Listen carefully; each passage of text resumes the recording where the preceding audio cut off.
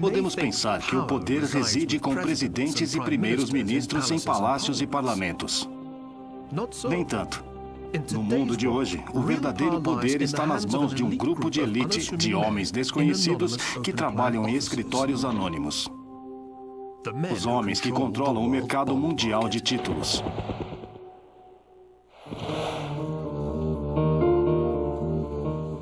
Bill Gross é o presidente da PIMCO, o maior fundo mundial de títulos, que controla um portfólio de títulos que vale 700 bilhões de dólares. Gross é conhecido mundialmente como o rei do mercado de títulos. Vamos chamá-lo de Senhor Título. Os títulos são um elo mágico entre o mundo das altas finanças e o mundo do poder político. Os governos sempre gastaram mais do que arrecadam em impostos, às vezes muito mais, e compensam essa diferença vendendo títulos sobre os quais pagam juros. Mas aqui está a mágica. Se você quiser resgatar o título, o governo não tem que devolver o dinheiro. Você só leva para o mercado de títulos, como este aqui, a Bolsa de Valores de Tóquio, e o vende. Depois da ascensão dos bancos, o nascimento do mercado de títulos foi a outra grande revolução na história financeira. Criou uma nova forma dos governos obterem dinheiro emprestado. O mercado de títulos financiou as guerras que assolam o norte da Itália há 600 anos. Ditou o desfecho da Batalha de Waterloo e criou a maior dinastia financeira do mundo. Assegurou a derrota do Sul na Guerra Civil Norte-Americana. E nos tempos modernos, o mercado de títulos levou nações, uma vez prósperas como a Argentina, a caírem de joelhos. Hoje, governos e empresas usam títulos para pegarem empréstimos em uma escala inimaginável. Ao todo, existem títulos totalizando cerca de 85 trilhões de dólares. A sorte da maioria de nós, gostemos ou não, está diretamente ligada ao mercado de títulos. Quando os preços dos títulos caem, o valor de nossos benefícios também cai. E essa é uma boa parte de nossa riqueza como indivíduos. Na crise financeira que assola o mundo desde o verão de 2007. Os títulos do governo americano têm sido vistos como um porto seguro para investidores que procuram abrigo da tempestade de queda no valor de propriedades e ações. Então, se Bill Gross perdesse a fé nesses títulos, atingiria o mundo financeiro como, bem, uma bomba. Por isso, o Senhor Título se tornou muito mais poderoso do que o Sr. Bond, criado por Ian Fleming. Por isso, esses dois senhores têm licença para matar.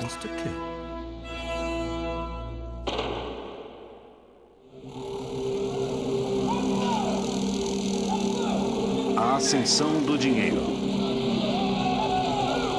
Escravidão humana.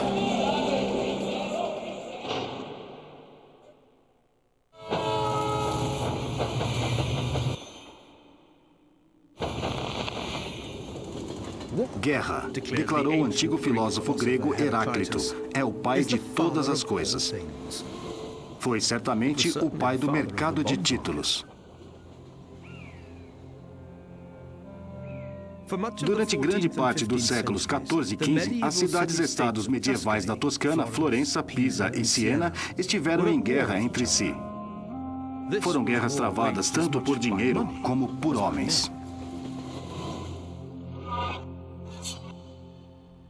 A obra de Peter Van der Heyden, A Batalha pelo Dinheiro, os cofres, arcas de tesouro e barris cheios de moeda atacam uns aos outros com lanças e espadas em um combate caótico. Os versos holandeses na parte de baixo dizem: é tudo por causa do dinheiro e dos bens, essa luta e discórdia. Mas a inscrição poderia facilmente dizer: a guerra não é possível se não houver dinheiro para pagá-la.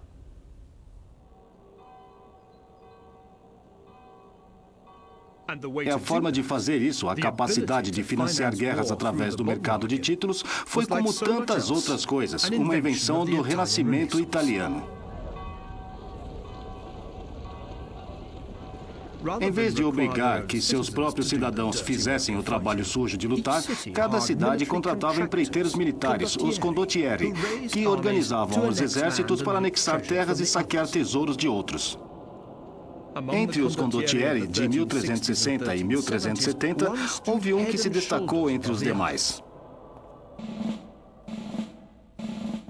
Este é o retrato no Duomo de Florença, um agradecimento do público agradecido. Por mais improvável que pareça, este mestre mercenário era um rapaz de Essex. Era tão habilidoso na guerra que os italianos chamavam Sir John Hawkwood de Giovanni Acuto, João o Afiado. Este castelo foi uma das muitas propriedades que os florentinos lhe ofereceram como recompensa por seus serviços. Mas Hawkwood era um mercenário disposto a lutar por quem quer que pagasse. Milão, Pádua, Pisa ou o Papa.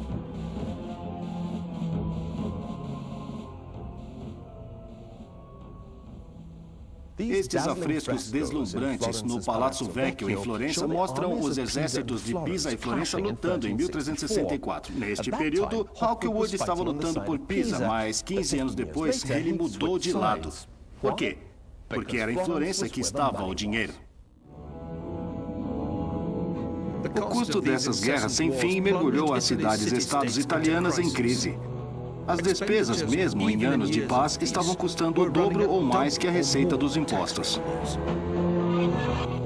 Para pagar pessoas como Sir John Hawkwood, Florença estava se afundando em déficits.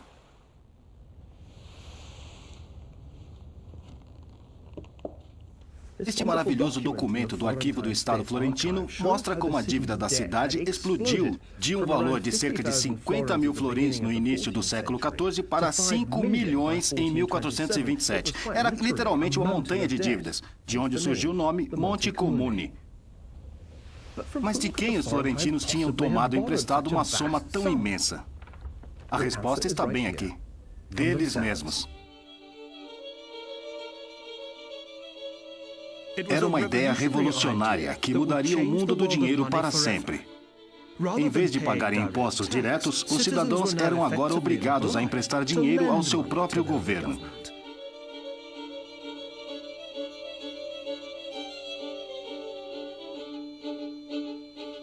Em troca destes empréstimos forçados, eles recebiam juros.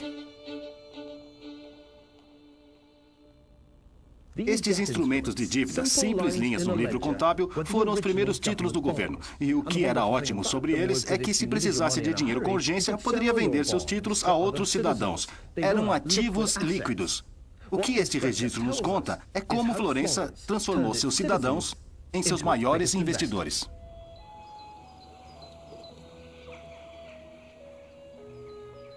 Este recurso, em tempos de guerra, marcou o início do mercado de títulos moderno. Todos ganhavam. Os títulos salvaram a cidade-estado da falência. Os cidadãos estavam felizes recebendo seus juros. E o mercado de títulos os permitia comprar ou vender como quisessem. Parecia que o problema da dívida pública tinha sido resolvido, permitindo aos habitantes de Florença virarem suas atenções para coisas mais importantes. Mas havia só um problema com esta ideia brilhante.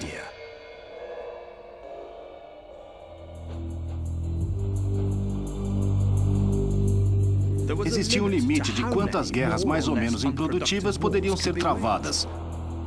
Quanto maior ficavam as dívidas das cidades italianas, mais títulos eles tinham que emitir. E quanto mais títulos eram emitidos, menor era seu valor aos olhos dos investidores. E esta foi exatamente a sequência de eventos em Veneza. No início do século XVI, a cidade sofreu uma série de reveses militares e o valor dos títulos venezianos caíram muito.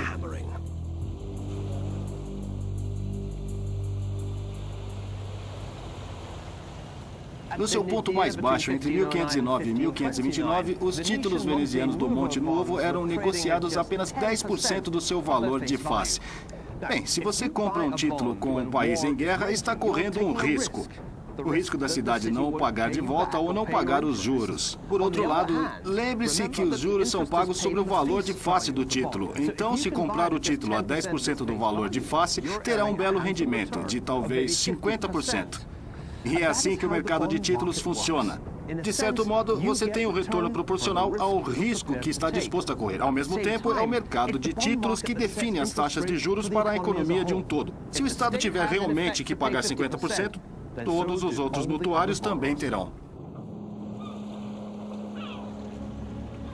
O mercado de títulos tinha sido inventado para ajudar a pagar pelas guerras italianas, mas agora estabelece taxas de juros para todos.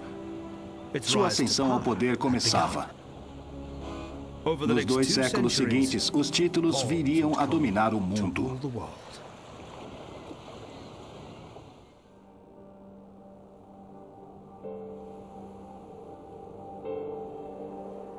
Esta mansão foi construída pela dinastia financeira que ajudou a decidir a Batalha de Waterloo. A dinastia que produziu o homem chamado de Bonaparte das finanças, o imperador do mercado de títulos do século XIX. Senhor da riqueza desmedida, ele alardeia ser o árbitro da paz e da guerra e que o crédito das nações depende do seu consentimento. Os ministros de Estado estão a seu serviço.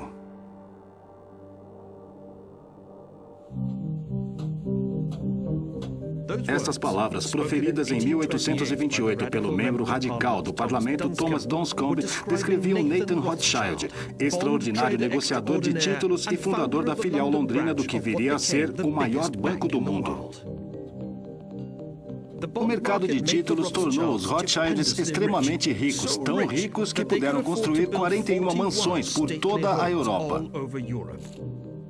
Esta é a número 29, Waddesdon Manor, em Buckinghamshire, que foi restaurada em toda a sua glória dourada por Jacob Rothschild, o tataraneto de Nathan. Ele era baixo, gordo, obsessivo, extremamente inteligente. Sim. Totalmente concentrado e imagino que ele não tenha sido uma pessoa muito fácil de se lidar.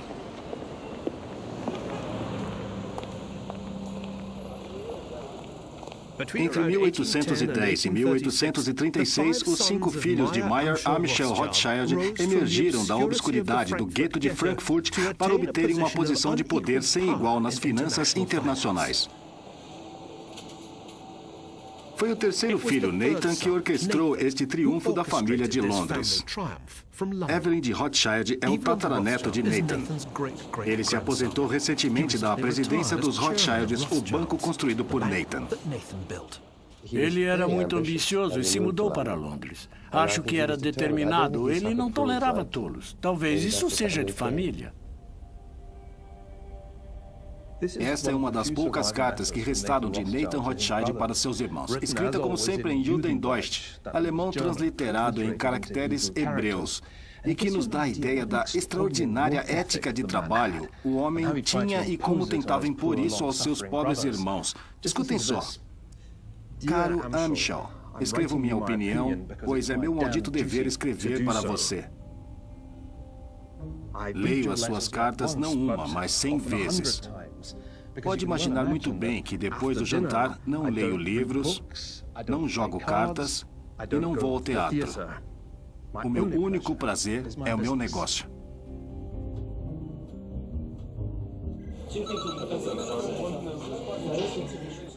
Foi esta energia fenomenal, aliada ao seu gênio nato para as finanças, que tirou Nathan da obscuridade para o controle do mercado londrino de títulos. Mais uma vez, contudo, a oportunidade para o progresso financeiro veio da guerra.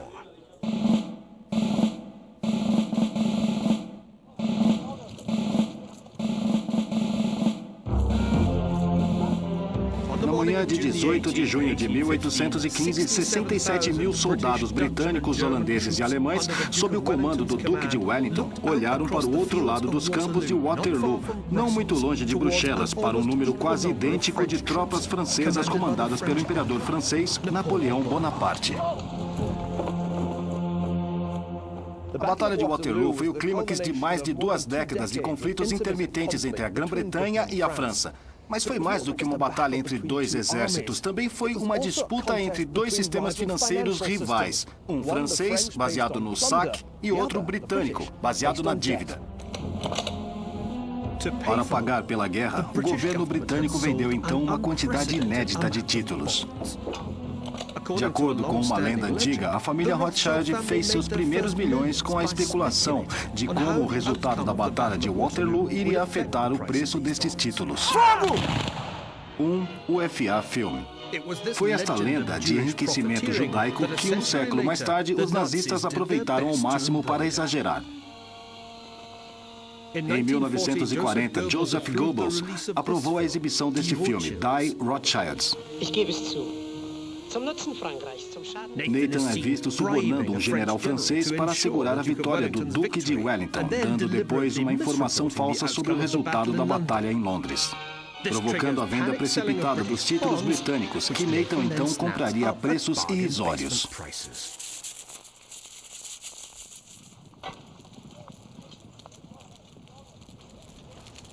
O que aconteceu aqui em 1815 foi completamente diferente.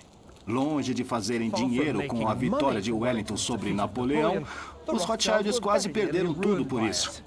Sua fortuna foi feita não graças a Waterloo, mas apesar dela. Isso foi o que realmente aconteceu. Vender títulos ao público levantou bastante dinheiro para o governo britânico. Mas nem os títulos nem as notas bancárias valiam nada para Wellington. Para aprovisionar suas tropas e pagar os aliados da Grã-Bretanha contra a França, ele precisava de uma moeda que fosse universalmente aceita. Nathan Rothschild ficou incumbido de pagar o dinheiro obtido no mercado de títulos e entregá-lo a Wellington em ouro. O sucesso desta operação determinaria o destino dos impérios beligerantes e de toda a Europa. Esta carta marca um ponto de virada na história da família Rothschild e do governo britânico. É datada de 11 de janeiro de 1814 e é uma ordem do chanceler do Tesouro Britânico ao intendente-chefe dizendo para nomear Nathan Rothschild o Sr. Rothschild como agente do governo britânico. O trabalho de Nathan era reunir a maior quantidade de ouro e prata que pudesse encontrar no continente europeu e de ter certeza de que chegaria ao Duque de Wellington e seu exército, e que tinham acabado de lutar e sair da Espanha e entrado no sul da França. Era uma operação que se baseava fortemente na rede de crédito pan-europeia dos Rothschilds, mas também na capacidade de Nathan em mobilizar ouro da mesma forma que Wellington mobilizava tropas. Movimentar quantidades tão vastas de ouro em plena guerra era muito arriscado, é claro. Mas, do ponto de vista dos Rothschilds, as imensas comissões que cobrariam mais que justificavam os riscos. Os Rothschilds logo se tornariam indispensáveis para o esforço de guerra britânico. Nas palavras do intendente-chefe britânico, Rothschild cumpriu os vários serviços que lhe foram confiados de forma admiravelmente boa, e, embora judeu, depositamos nele grande confiança. Os Rothschilds eram tão eficazes como financiadores de guerra porque já tinham uma rede de bancos controlada pela família. Nathan em Londres, Amschel em Frankfurt, James em Paris, Carl em Amsterdã e Solomon, onde Nathan o achasse necessário.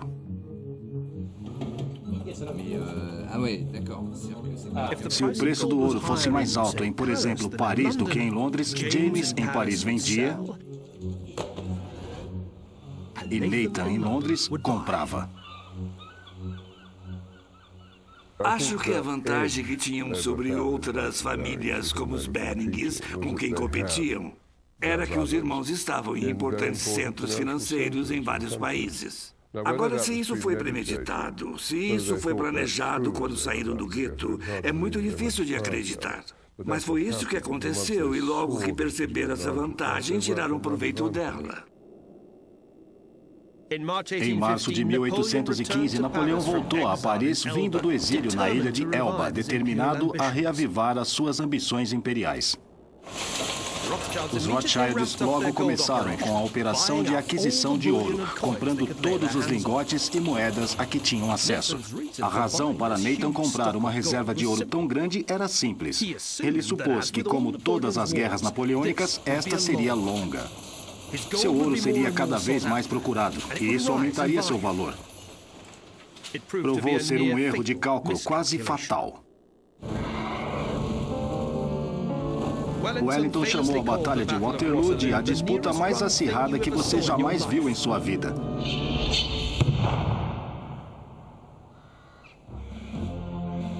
Depois de um dia de ataques brutais, contra-ataques e defesas heróicas, a chegada tardia do exército prussiano finalmente se provou decisiva. Para Wellington, foi uma vitória gloriosa, mas não para os Rothschilds. Não há dúvida de que foi gratificante para Nathan Rothschild ser o primeiro a ouvir as notícias da derrota de Napoleão. Graças à rapidez de seus mensageiros, ele soube disso quase 48 horas antes que Major Henry Percy entregasse o despacho oficial de Wellington ao governo britânico. Mas apesar de saber com antecedência, as notícias de Waterloo eram tudo menos boas do ponto de vista de Nathan. Ele esperava por algo muito mais demorado. Agora, ele e seus irmãos estavam sentados numa montanha de dinheiro que ninguém queria, para pagar por uma guerra que já tinha acabado. Com a chegada da paz, os grandes exércitos que tinham lutado contra Napoleão podiam ser dispensados. Isso significava o fim do ouro para os salários dos soldados e significava que o preço do ouro que tinha disparado durante a guerra caísse.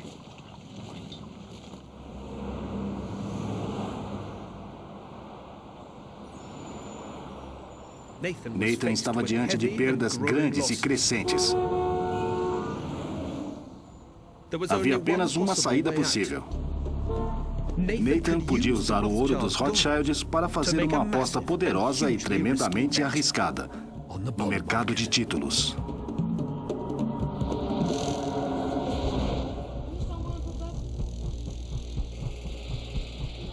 Em 20 de julho de 1815, a edição noturna do London Courier reportou que Nathan havia feito uma grande aquisição de ações, ou seja, títulos do governo britânico.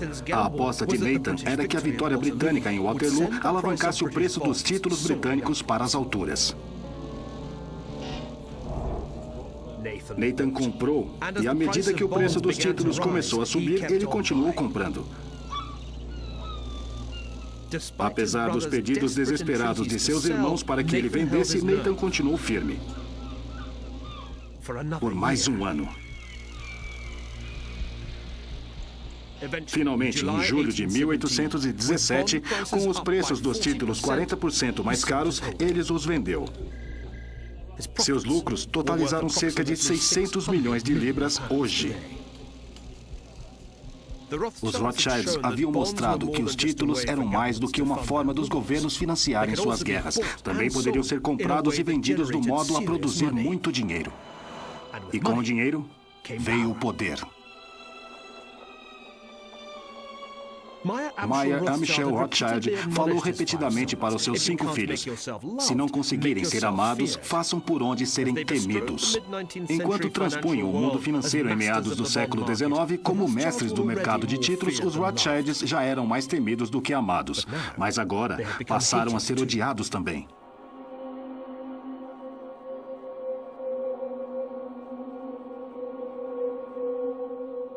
O fato da família Rothschild ser judaica deu um novo ímpeto ao preconceito antissemita profundamente enraizado.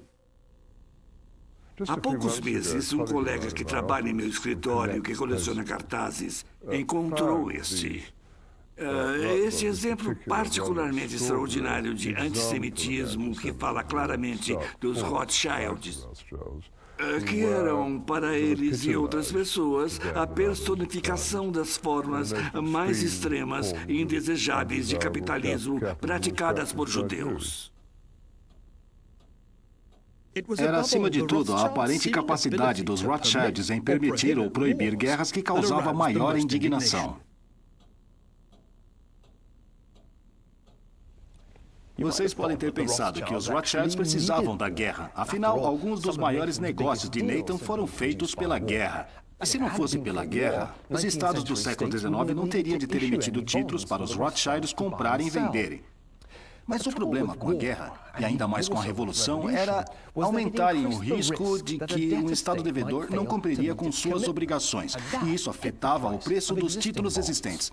Mas na metade do século XIX, os Rothschilds não eram só mercadores. Eram gestores de fundos, gerindo cuidadosamente um vasto portfólio de seus títulos do governo. Agora, tinham muito mais a perder do que a ganhar com um conflito. Os Rothschilds tinham ajudado a decidir o desfecho das guerras napoleônicas, apoiando financeiramente o governo britânico. Agora iriam ajudar a decidir o desfecho da Guerra Civil dos Estados Unidos, escolhendo ficar em segundo plano. Novamente, eram os mestres do mercado de títulos que decidiriam o resultado da guerra.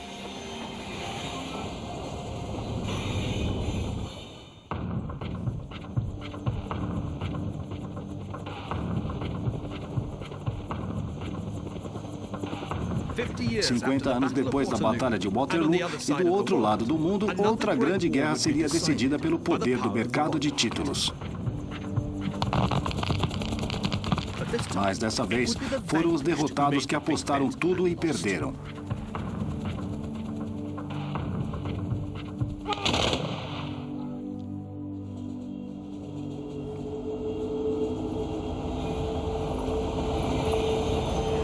A história tradicional diz que o ponto de virada da Guerra Civil Americana ocorreu em junho de 1863, 2 anos em meio ao conflito. Aquele foi o mês em que as forças da União capturaram Jackson, a capital do estado do Mississippi, e obrigaram o exército da Confederação a retirar rumo a Vicksburg, nas margens do rio Mississippi.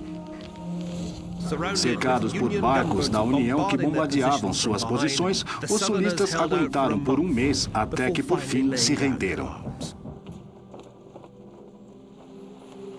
Depois de Vicksburg, o Mississippi estava finalmente nas mãos do norte. O sul foi literalmente dividido em dois.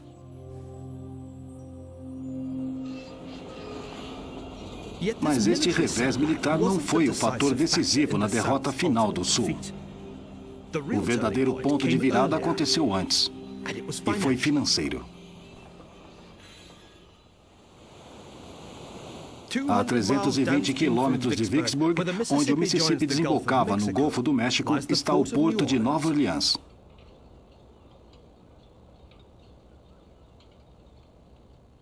Este é o Fort Pike, construído depois de 1812 para proteger Nova Orleans de um futuro ataque britânico.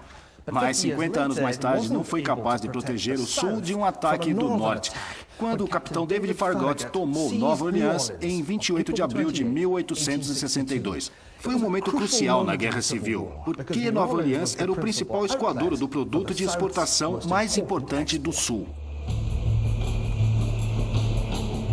algodão. Sem o controle sobre o comércio de algodão, a causa sulista estava condenada, porque o algodão havia se tornado o ingrediente essencial num esquema ambicioso para envolver o mercado de títulos na guerra. Como as cidades-estado italianas 500 anos antes, o Tesouro da Confederação tinha inicialmente levantado dinheiro para a guerra, vendendo títulos para seus próprios cidadãos. Mas havia uma quantidade limitada de capital disponível no sul. Para sobreviver, a Confederação se voltou para a Europa, na esperança de que a maior dinastia financeira do mundo os ajudasse a derrotar o norte, como tinha ajudado Wellington a derrotar Napoleão. Inicialmente, a Confederação tinha motivos para estar otimista. Em Nova York, o agente dos Rothschilds pareceu favorável, se apoiando ao líder do norte, Abraham Lincoln, nas eleições presidenciais de 1860.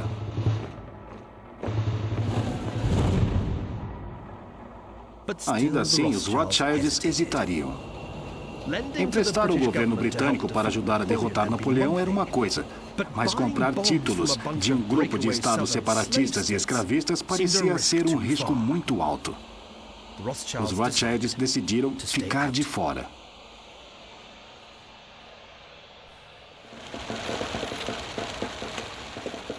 Mas apesar deste contratempo, o governo da Confederação ainda tinha um truque engenhoso na manga.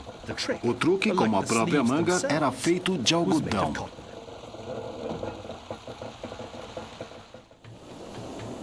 A ideia do Sul era usar o algodão como garantia para apoiar seus títulos. Os investidores ficariam tranquilos ao saber que, mesmo que o pagamento de juros não fosse viável, poderiam sempre exigir sua parte em algodão. Os agentes do Sul começavam a trabalhar, vendendo os títulos nos centros financeiros da Europa. Quando a Confederação tentou negociar títulos convencionais nos centros financeiros europeus como o de Amsterdã, os investidores não demonstraram nenhum interesse. Mas quando uma obscura empresa francesa chamada Emily Erlanger Company ofereceu títulos como algodão como garantia, a história mudou radicalmente. A chave para o sucesso dos títulos de Erlanger é que podiam ser convertidos em algodão ao preço anterior à guerra, de 6 pence por libra. Os títulos do algodão formaram a base da nova estratégia de guerra do Sul. Se pudessem restringir o abastecimento de algodão, seu valor e o valor dos títulos subiria. Ao mesmo tempo, os Estados Confederados começaram a usar o algodão para chantagear o país mais poderoso do mundo, a Grã-Bretanha. As rotas para os Estados Unidos da América proveram Liverpool com crescentes volumes de negócios, e novos portos abriram em Mersey, aumentando a expectativa durante o século XIX. Em 1860, o porto de Liverpool era o principal porto de entrada para o algodão importado destinado à indústria têxtil britânica, na época o pilar da economia industrial vitoriana. Mais de 80% do algodão vinha do sul dos Estados Unidos. E isso dava aos confederados a esperança de que tinham vantagem para ter a Grã-Bretanha para seu lado na Guerra Civil. Para aumentar a pressão, decidiram impor um embargo a todos os carregamentos de algodão para Liverpool. Por um tempo, a estratégia do Sul funcionou de forma brilhante. O preço do algodão disparou com o valor dos títulos garantidos pelo algodão. E o embargo do algodão devastou a economia britânica. As fábricas tiveram que dispensar trabalhadores. Finalmente, em 1862, a produção parou quase por completo.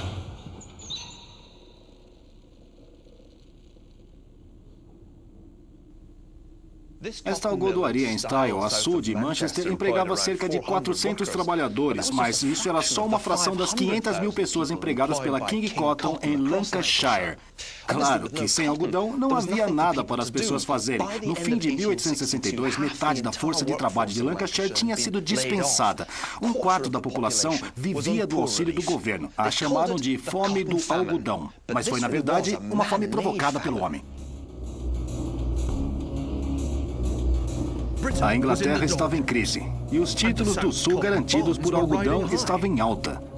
Mas a capacidade do Sul de manipular o mercado de títulos dependia de uma condição complicada. De que os investidores teriam a certeza de receber o algodão, que era a garantia dos títulos, caso o Sul não pudesse pagar os juros.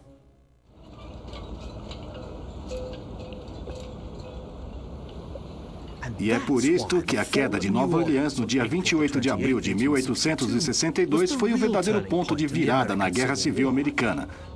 Agora que o principal porto do Sul era controlado pela União, qualquer investidor que quisesse se apoderar do algodão do Sul teria que passar pelo formidável bloqueio naval imposto pela União.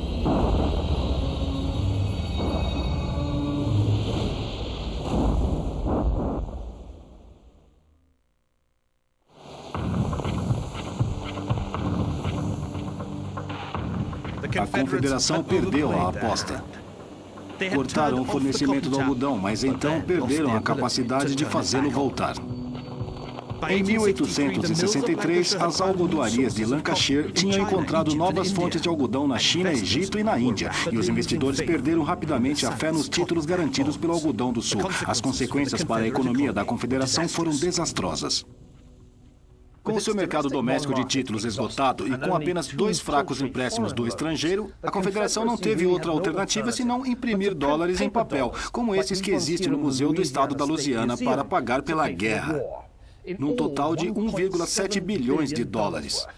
É verdade que o Norte também imprimia dinheiro, mas no final da guerra, o dólar greenback ainda valia cerca de 50 centavos de antes da guerra, enquanto o dólar greyback valia apenas 1 centavo. E com cada vez mais notas para comprar cada vez menos bens, a inflação no Sul simplesmente explodiu. Em janeiro de 1865, o preço de alguns bens tinha subido 90%. O Sul havia apostado tudo na manipulação do mercado de títulos e perdeu. Não seria a última vez na história que uma tentativa assim acabaria em uma terrível inflação.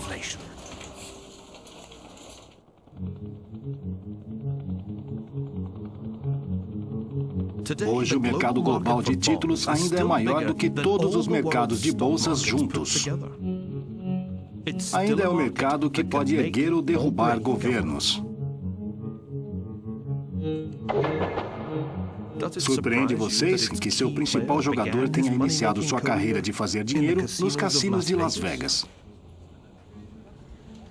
Eu jogava blackjack. Fui um dos primeiros jogadores profissionais de blackjack, sem querer me gabar. No final dos anos 60, eu fui para Vegas e usei um sistema de contagem de cartas para tentar vencer o cassino de Vegas. Agora, esse mestre discreto é o rei do mercado de títulos. Controla o maior fundo de títulos do mundo. Mas o que isto tem a ver com você e eu? Bem, quando o Gross compra ou vende títulos, não está apenas afetando o mercado financeiro e as políticas de governo. Afeta também o valor de nossos benefícios e as taxas de juros que pagamos por nossos empréstimos. Existe apenas uma coisa que o senhor título tem medo. E não é do Goldfinger, mas sim da inflação. O perigo fatal que a inflação apresenta é que ela diminui a vantagem de receber uma taxa fixa de juros por um título. Se a inflação subir 10% e o valor da taxa de juros fixa for de apenas 5%, isso significa que o dono do título receberá 5% a menos do que a inflação. Por isso, ao mínimo sinal de subida da inflação, os preços dos títulos caem e, em certos casos, continuam a cair.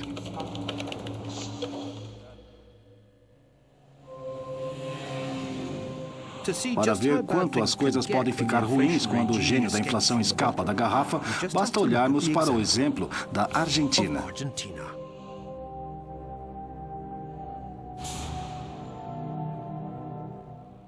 Muitos argentinos dizem que o declínio constante das suas fortunas começou em um dia de fevereiro de 1946, quando o recém-eleito presidente general Juan Domingos Perón veio aqui ao Banco Central em Buenos Aires. Ele ficou impressionado com o que viu. Existe tanto ouro, disse ele. Mal podemos andar pelos corredores. O próprio nome Argentina sugere riqueza e abundância. Significa terra da prata. O rio que passa pela capital é o Rio de la Plata, Rio da Prata.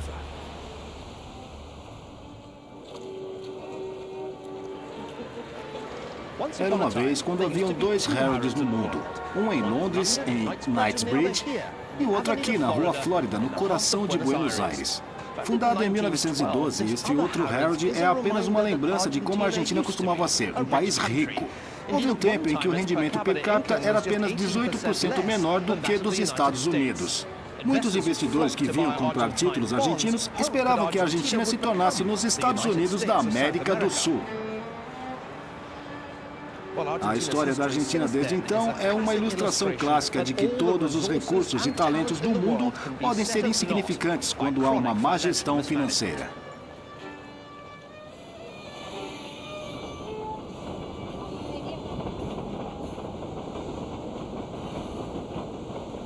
Houve muitas crises financeiras na história da Argentina, mas aquela que atingiu o país em 1989 foi sem igual.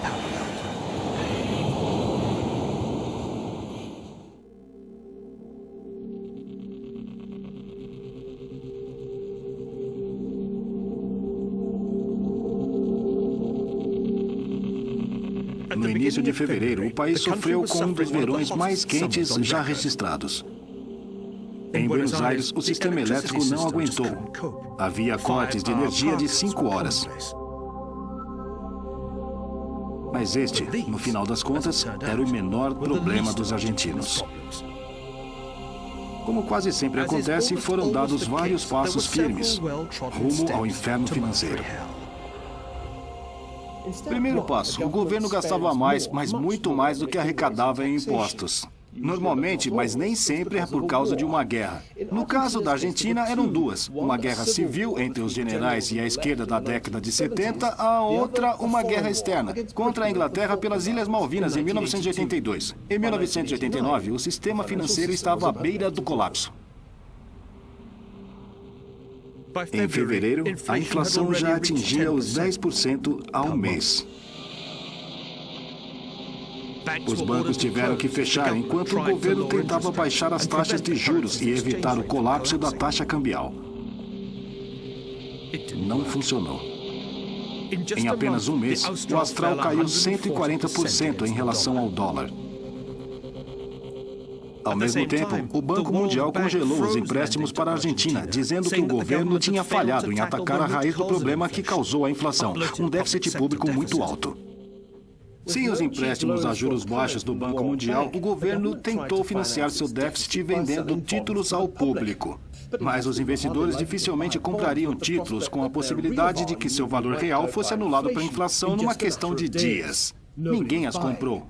E o governo começou a ficar sem opção. Em abril, clientes furiosos derrubaram os carrinhos de compras depois de um supermercado ter anunciado pelos alto-falantes que os preços aumentariam 30% imediatamente. As lojas esvaziaram as prateleiras porque os donos não faziam dinheiro suficiente para comprar novos produtos. Foi muito ruim, ruim mesmo. Porque de manhã tínhamos um preço. À tarde tínhamos outro. Por isso, não podíamos vender porque tínhamos prejuízo. Os donos das lojas tinham prejuízo, eu vendia. Vendia a um preço e logo mudava. Isso era contínuo, os preços mudavam 3 vezes ao dia. Os preços dos títulos do governo caíam conforme aumentava o medo de que as reservas do Banco Central se esgotassem.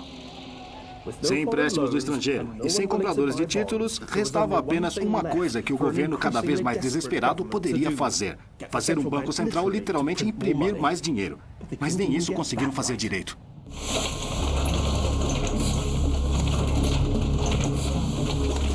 Na sexta-feira de 28 de abril, a Argentina ficou literalmente sem dinheiro. É um problema físico, disse o vice-presidente do Banco Central numa conferência de imprensa. O que ele quis dizer era que a Casa da Moeda da Argentina tinha ficado sem papel para imprimir novas notas e os impressores tinham entrado em greve.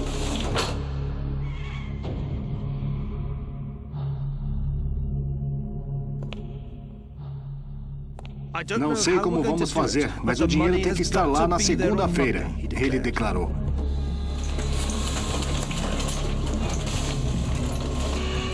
Mas por mais rápido que as máquinas trabalhassem, menor era o valor do dinheiro. O governo se viu obrigado a imprimir notas de valores cada vez mais altos. Em maio, o preço do café subiu 50% numa semana. Os fazendeiros deixaram de levar o gado aos mercados, pois o preço de uma vaca era igual ao de 3 pares de sapatos.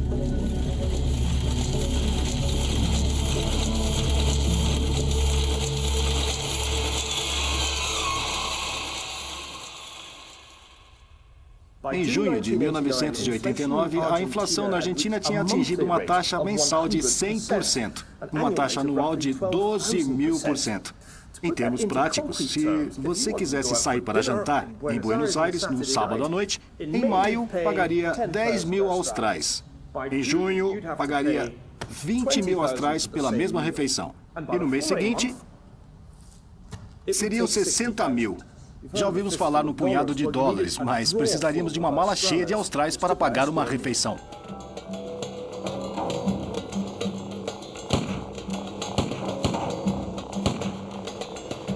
Em junho, a frustração popular explodiu em 2 dias de intensos protestos e saques de multidões esfomeadas. Morreram pelo menos 14 pessoas. No país onde um bife e uma garrafa de vinho estavam praticamente em todas as mesas, todos os dias, milhares comiam em instituições de caridade ou passavam fome. É fácil ver quem perde com a hiperinflação. A subida rápida dos preços arruína rapidamente todos aqueles que dependem de uma renda fixa em termos de dinheiro. Grupos como os acadêmicos e funcionários públicos com salários mensais fixos, aposentados e, particularmente, os donos de títulos que vivem dos juros dos seus investimentos.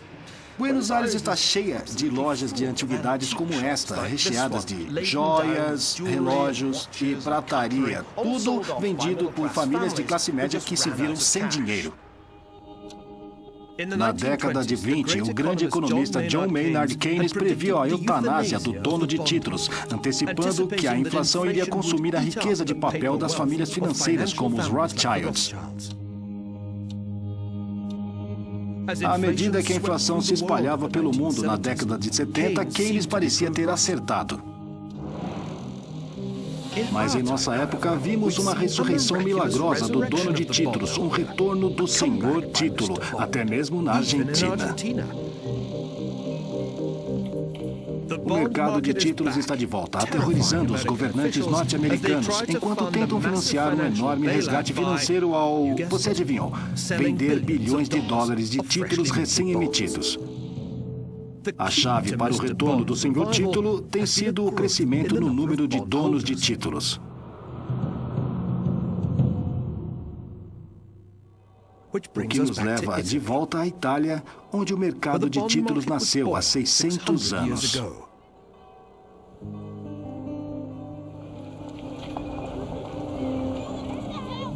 A Itália é hoje um país com uma das maiores taxas de envelhecimento da Europa. Numa sociedade tão envelhecida, existe uma demanda crescente de papéis de rendimento fixo como os títulos. Mas há também o grande medo de que a inflação ultrapasse o valor real das aposentadorias e poupanças. Presidentes do Banco Central suspeitos de não agirem contra a inflação devem responder ao amigo do pensionista, o mercado de títulos. E os governos que planejam gastar bilhões para salvar bancos da falência durante a crise atual também têm de agir com grande cautela se querem levantar dinheiro ao venderem ainda mais títulos. Na Europa moderna, como na Itália renascentista, se chegou a um equilíbrio entre o poder político e a exposição financeira. Hoje, como sempre, parece ser o mercado de títulos, o nosso velho amigo senhor título, que realmente domina o mundo. Mas e se em vez de emprestar ao governo, você preferir usar o seu dinheiro para comprar uma porcentagem de uma empresa? Será que isso seria mais ou menos arriscado? Mais ou menos lucrativo?